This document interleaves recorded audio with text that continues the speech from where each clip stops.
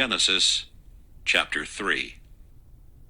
Now the serpent was more subtle than any beast of the field which the Lord God had made. And he said unto the woman, Yea, hath God said, Ye shall not eat of every tree of the garden? And the woman said unto the serpent, We may eat of the fruit of the trees of the garden. But of the fruit of the tree which is in the midst of the garden, God hath said, Ye shall not eat of it, neither shall ye touch it, lest ye die. And the serpent said unto the woman, Ye shall not surely die. For God doth know that in the day ye eat thereof, then your eyes shall be opened, and ye shall be as gods, knowing good and evil. And when the woman saw that the tree was good for food, and that it was pleasant to the eyes, and a tree to be desired to make one wise, she took of the fruit thereof, and did eat, and gave also unto her husband with her, and he did eat. And the eyes of them both were opened, and they knew that they were naked. And they sewed fig leaves together, and made themselves aprons. And they heard the voice of the Lord God walking in the garden in the cool of the day. And Adam and his wife hid themselves from the presence of the Lord God amongst the trees of the garden. And the Lord God called unto Adam, and said unto him, Where art thou?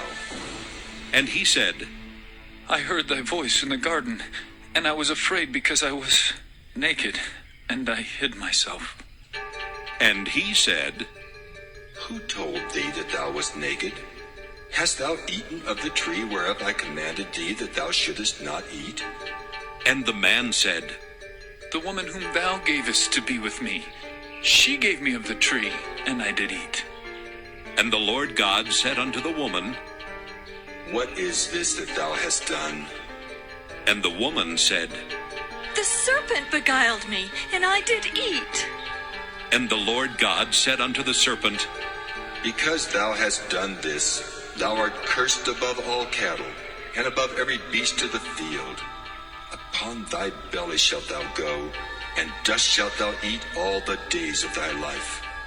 And I will put enmity between thee and the woman, and between thy seed and her seed.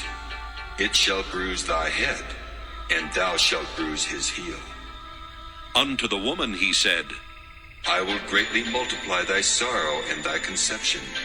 In sorrow thou shalt bring forth children, and thy desire shall be to thy husband, and he shall rule over thee. And unto Adam he said, Because thou hast hearkened unto the voice of thy wife, and hast eaten of the tree of which I commanded thee, saying, Thou shalt not eat of it. Cursed is the ground for thy sake. In sorrow shalt thou eat of it all the days of thy life. Thorns also and thistles shall it bring forth to thee, and thou shalt eat the herb of the field. In the sweat of thy face shalt thou eat bread till thou return unto the ground. For out of it wast thou taken. For dust thou art, and unto dust shalt thou return. And Adam called his wife's name Eve, because she was the mother of all living.